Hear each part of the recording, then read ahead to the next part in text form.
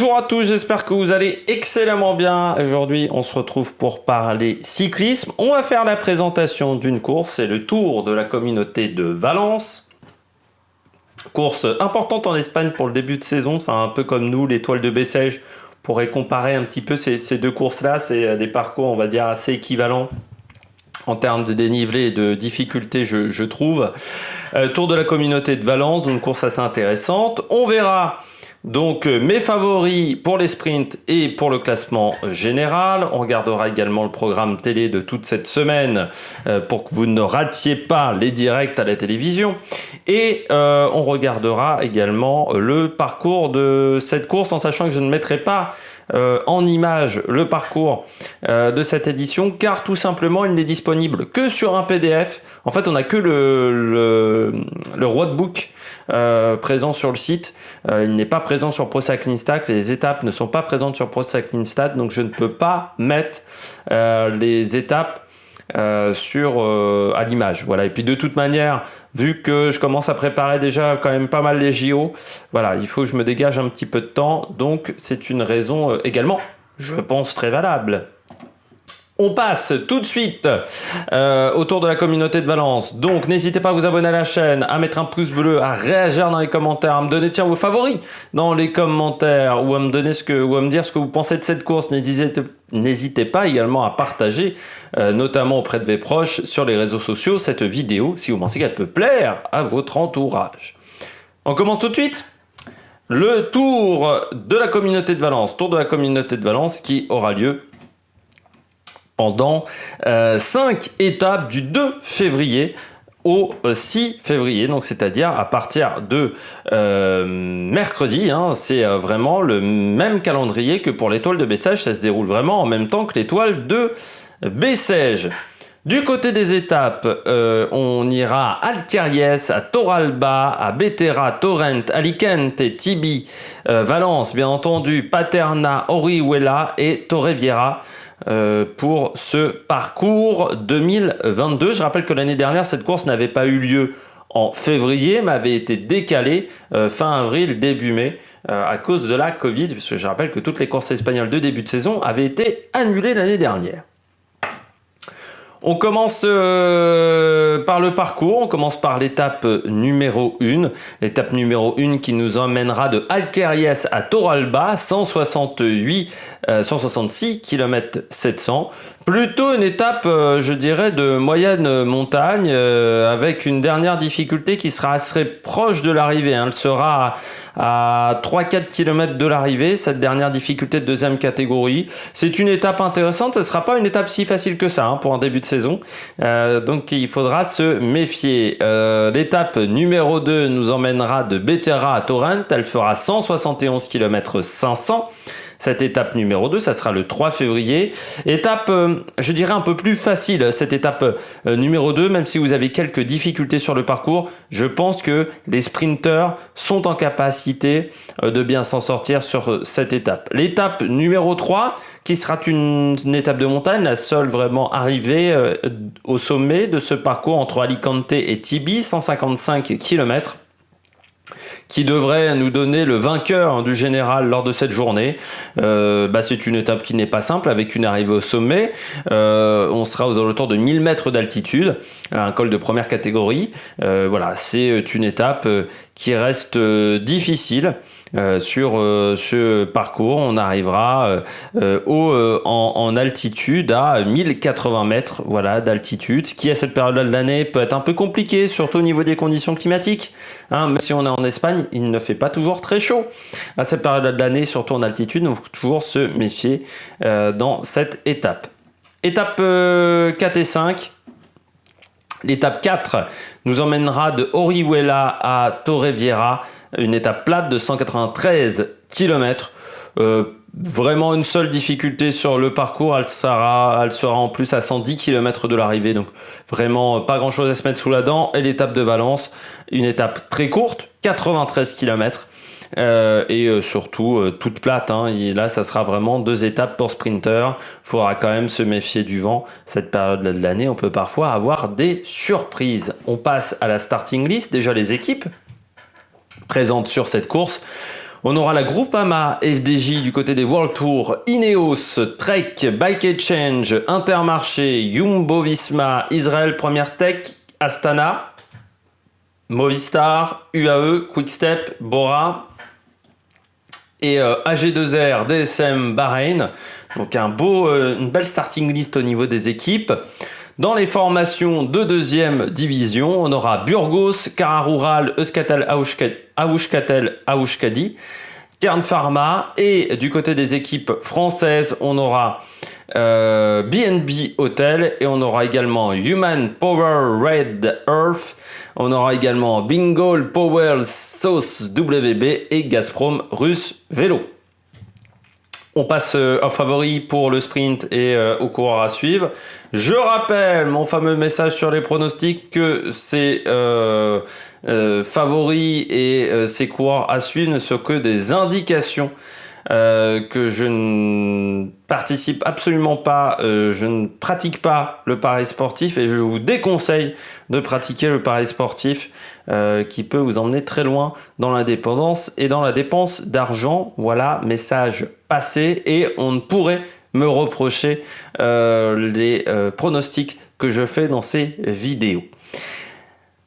Je commence tout de suite avec Jakobsen du côté des favoris au sprint. Pourquoi ? Parce que Jakobsen, vu la saison qu'il a fait l'année dernière, forcément cette année c'est quand même compliqué de ne pas le mettre dans les favoris. De Koning derrière, qui vient en plus avec des bons coureurs, De Koning, parce que on aura Michael Honoré, Lampart, Morkov. Donc voilà, c'est quand même la grosse équipe pour emmener Jakobsen, avec Joseph Cerny également, Cataneo qui roule toujours très bien, Evenepoel qui roule aussi. Donc c'est vraiment une équipe presque idéale pour un sprinter comme Jakobsen. Faudra quand même passer l'étape de montagne, ce qui ne sera pas si facile que cela. Du côté des autres sprinters favoris, j'ai mis Nizzolo. Pourquoi Nizzolo ? C'est une référence pour moi du côté des sprints. Il fait partie des 10 meilleurs sprinters. Et cette année, il a enfin un train. Parce qu'il arrive chez Israel Première Tech. Et Israël, autant jusqu'à maintenant, il savait faire un train, mais ils n'avaient pas de sprinter. Ou de grands, très grands sprinters. Ou ils se démerdaient parfois pas toujours bien.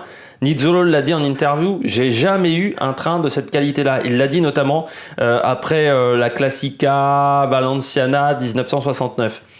Donc, on s'attend à ce que Nizzolo soit très bon dans les sprints. Et j'ai l'impression, sur la Classica Valenciana, le sprint a été quand même assez houleux, mais qu'il avait plutôt des bonnes jambes. Donc, j'attends de voir ce que ça va donner du côté de Nizzolo et d'Israël Première Tech. Et j'ai donné un dernier sprinter. J'ai mis Mesgek du côté de Bike Exchange. C'est un coureur qui passe bien les bosses. C'est un parcours qui est plutôt très intéressant pour lui. Alors après, le problème autour de Mesgek, c'est que la starting list, c'est la starting line du dimanche 14h45 du dimanche 30 janvier. C'est-à-dire que mon petit souci, c'est qu'il y a peut-être des coureurs qui se sont rajoutés dans sa starting list, mais pour l'instant, je ne les ai pas. Donc du côté de Mesgek, là aussi on est sur un très très bon coureur, ça fait partie des bons coureurs de ce peloton, et ça reste aussi une valeur sûre. Il aime bien l'Espagne en plus, Mesgek, il a eu déjà des bons résultats en Espagne, notamment sur le Tour de Catalogne, donc je pense que c'est un coureur qui est capable d'être performant ici. Les coureurs à suivre du côté du sprint, moi j'ai mis Viviani. J'attends de voir ce que ça va donner chez Ineos. Il n'a pas de train, Viviani. Mais bon, ça reste Viviani. Je pense que chez Cofidis,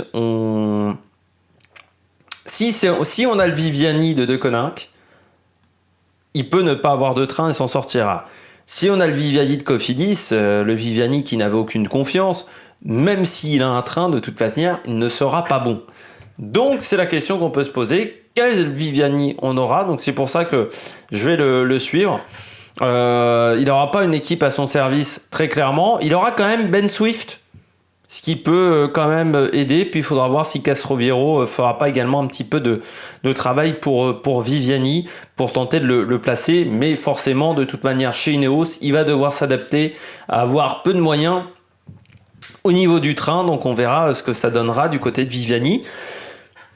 C'était un peu le transfert surprenant, Viviani, chez Ineos quand même. C'est un peu la surprise, donc on va voir ce que ça va donner. Deuxième coureur à suivre du côté des sprints, j'ai mis Alexander Kristoff. Alexander Kristoff qui rejoint Intermarché. C'est peut-être pas forcément le sprinter le plus prolifique, c'est peut-être pas forcément le sprinter le plus performant en début de saison, mais ça reste Alexander Kristoff. Et Intermarché, c'est quand même une équipe qui, là, a fait du bon recrutement, je dirais, pour amener un sprinter. Je pense notamment à Adrien Petit, mais je dirais qu'il va quand même peut-être avoir un bon train autour de lui, Alexander Kristoff. Et puis, en sachant que souvent chez Intermarché, on met 1 ou 2 coureurs dans les échappées, ça veut dire que cette équipe-là, elle ne roulera pas souvent dans les étapes. Et ça peut être un avantage pour avoir des hommes frais en fin de journée. Donc du côté d'Intermarché, il faudra peut-être se méfier d'Alexander Kristoff. Et puis, de toute manière, Kristoff, il faut toujours se méfier de Lokidor, je dirais. Expression de vieux. Mais du côté d'Alexander Kristoff, c'est vraiment ça. C'est toujours un coureur avec lequel il faut se méfier. Et puis, je termine du côté des sprinters à suivre. On passera ensuite au coureur du général avec David Decker, le coureur de la Jumbo. L'année dernière, il avait été assez impressionnant sur le tour de l'UAE. Donc, c'est-à-dire que c'est un coureur qui, l'année dernière, a été très bon au mois de février, avec peu de jours de course, parce qu'avant l'UAE Tour, le calendrier avait été assez vide. Là encore, il devra se débrouiller quand même plutôt seul, mais je dis bien plutôt seul. Chez Jumbo, on n'a pas sorti la Dream Team. Il y aura quand même des coureurs comme Enkorn, comme Josh Van Den Dun, comme Milan Veder, qui peuvent le placer dans un final d'arrivée. Donc c'est un coureur avec lequel j'aurai un regard attentif autour de David Decker et autour de la Jumbo Visma. On passe au coureur pour le général. Du côté du général, je commence tout de suite avec Vlasov. Vlasov, c'est un coureur qui est bon. Il a maintenant un gros collectif autour de la Bora. Alors, il devra faire aussi avec Kelderman. Bon, après, l'avantage, c'est que Kelderman, la dernière fois qu'il a attaqué, c'était en 1992. Donc, on devrait avoir plutôt une marge de ce côté-là. Ça reste un bon coureur. Il a un bon punch. Là, on a des montées qui sont pas très longues. Je pense que ça correspond plutôt bien à ses qualités. Vlasov est pas forcément le meilleur encore sur la gestion d'efforts. Je pense qu'il peut encore faire pas mal de progrès là-dessus. Et sur des montées de 7-8 km, par contre, je pense qu'il est très fort. Donc, il faudra se méfier d'Alexandre Vlasov. Je continue avec un autre favori. C'est Valverde. Valverde, course en Espagne, toujours se méfier. En plus, on sait très bien que Valverde se met assez vite dans le rythme. Donc forcément, on va le regarder. Là encore, des montées qui correspondent à ses qualités. Chez Movistar, je ne connais pas non plus la starting list parce qu'elle ne m'a pas été communiquée pour le moment, mais on peut s'attendre quand même à des bons coureurs autour de Valverde, donc ça reste une valeur sûre. Et puis c'est son dernier tour de la communauté de Valence, hein. Cette année il est dans sa dernière saison, donc je pense que pour une tournée d'adieu il voudra se montrer, connaissant un petit peu le bonhomme. Et puis j'ai mis également Remco Evenepoel. Remco Evenepoel, course d'une semaine, il y aura quand même Cataneo aussi. Alors même s'il n'y a pas une grosse équipe autour de lui, bon, Evenepoel, c'est des étapes où on peut partir de loin, hein, pour tenter de faire des écarts. Donc forcément, ça correspond aux qualités d'Evenepoel.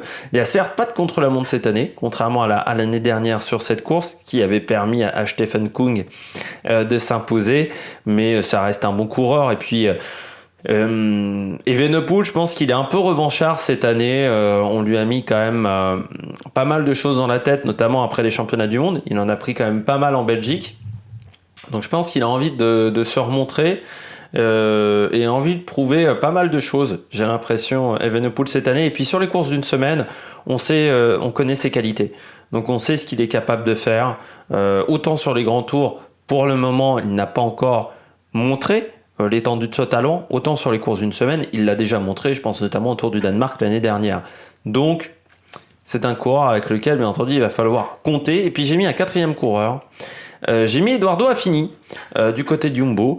C'est un bon puncher, il grimpe plutôt pas mal. Sur des montées, encore une fois, 7, 8, en dessous de 10 km. Je pense que c'est un coureur qui est capable de faire un bon résultat. Alors certes, il y aura que Sam Oomen, il sera pas hyper bien entouré, je dirais, pour cette course, mais Eduardo Affini nous a montré notamment sur le Giro qu'il était capable d'être performant sur des courses, sur des étapes un petit peu comme ça. Donc j'attends de voir ce que ça va donner du côté de l'Italien. Je passe au coureur à suivre. J'ai mis Fuglsang. Pourquoi Fuglsang, vous allez me dire? Parce que Israël, lui aussi, change d'équipe. Il était chez Astana l'année dernière, pas chez Israël. Parce que ça reste un coureur qui a toujours été bon sur les courses d'une semaine. Je pense au Dauphiné notamment. C'est un coureur donc qui sait gérer ce type de course-là. Il a peut-être plus les jambes de ses 28-29 ans. Il est encore capable de gagner des grosses courses. Voilà, donc avec une adversité qui sera pas forcément incroyable, je pense qu'il est capable de faire au moins un top 5 sur cette course, top 10, top 5. Il est totalement en capacité de réaliser cette performance. Je continue. Surtout, pour le moment, la starting list que j'ai. Peut-être que d'ici mardi, la starting list plus affinée, on pourra dire autre chose. Je pense également à Ciccone. Je ne l'ai pas mis parmi les favoris de Ciccone parce que j'attends de voir. La saison 2021 a été quand même compliquée pour lui. 2 blessures. Enfin, 2 chutes qui lui ont fait rater les grands tours. Donc c'est pour ça que j'attends un petit peu au tournant de Ciccone. Sur les courses d'une semaine, par contre, on sait qu'il est performant. On sait qu'il tient très bien la cadence. Il a des bonnes qualités de puncher, Ciccone aussi. Il a un punch naturel. Donc sur un parcours comme ça, où on n'a pas des montées extrêmement longues, les qualités de puncher, ça va être un avantage par rapport, je pense, à un Sivakov, par rapport à un Kelderman, qui sont des grimpeurs, plus des grimpeurs qui marchent au train. Ces 2 coureurs-là me semblent vraiment plus des grimpeurs punchers, plus dans cette idée-là. Donc je pense que Ciccone, c'est un parcours qui peut lui convenir, mais j'attends de voir. C'est pour ça que je ne l'ai pas mis en tant que favori. Et puis j'ai mis Diaz, José Manuel Diaz, l'ancien coureur de Delco, qui a rejoint Gazprom.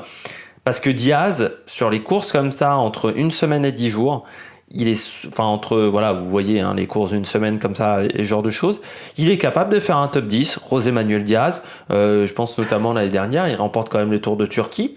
Donc c'est un coureur qui, voilà, sur des courses de ce niveau-là, est capable de faire un top 10. Et puis je pense que lui aussi, il a envie de montrer des choses. José Manuel Diaz, parce que chez Delco, bon voilà, il a tenté de tenir l'équipe jusqu'au bout. Bon, ça ne s'est pas bien passé pour lui, mais ça reste un coureur de qualité. Donc voilà, c'est un coureur que je vais suivre, José Manuel Diaz. Et puis en plus, dans son pays, à domicile, il peut être extrêmement motivé, José Manuel Diaz. Du côté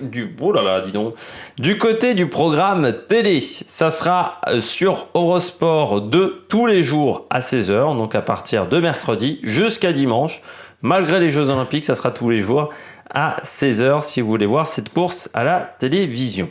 J'espère que vous avez aimé cette vidéo. Si vous avez aimé cette vidéo, n'hésitez pas à mettre un pouce bleu, à vous abonner à la chaîne, à réagir dans les commentaires, à partager sur les réseaux sociaux. Puis nous, on se retrouve pour de nouvelles aventures sur la Merry Production. Ciao, ciao!